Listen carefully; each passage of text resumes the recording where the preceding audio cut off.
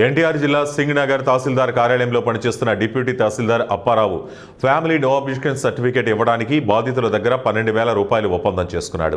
ఈ క్రమంలో బాధితుడు ఏసీబీని ఆశ్రయించడంతో శనివారం నాడు అధికారులు కెమికల్తో కూడిన డబ్బును డిప్యూటీ తహసీల్దార్కి ఇవ్వగా ఏసీబీ ట్యాప్ చేసి నేరుగా పట్టుకున్నారు. మన మీడియా మిత్రులందరికీ కూడా నాకు నమస్కారాలు.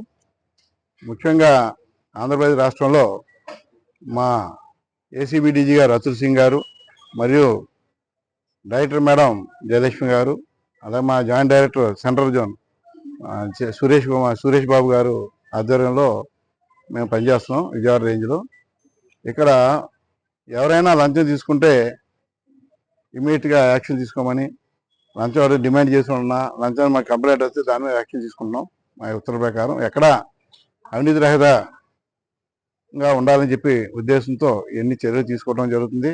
ప్రజలందరూ మంచి జరగాలని చెప్పి చట్టరీత్యా పనిచేసిన పనులు అధికారులు చట్టరీత్యా వారు తీసుకుని వారందరూ కూడా ఇవన్నీ కూడా ప్రజల్లో అశాంతి పెరుగుతుంది కాబట్టి దీని మీద యాక్షన్ తీసుకోమని చాలా స్ట్రింజెంట్ యాక్షన్ తీసుకోవడం జరుగుతుంది. ఈ నేపథ్యంలో మాకు నిన్న ఒక వ్యక్తి ఉప్పాడ సాయి కుమార్ అనే అతను వచ్చారు.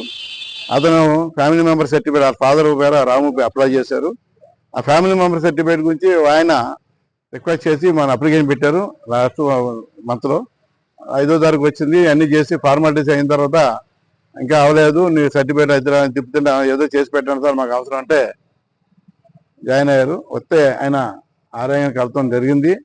ఆర్ఐ అప్పారావు సిహెచ్ అప్పారావు అంటే ఇన్ఛార్జ్ ఆర్ఐ, అతనే డిప్యూటీ తహసీల్దార్, ఆయన ఇన్ఛార్జ్ చేస్తున్నాడు. ఆయన నుంచి కలిసినప్పుడు అయ్యా మా పని చేసి పెట్టండి ఎలా అడిగితే నువ్వు పని చేస్తావు అది చేస్తావు అని చెప్పి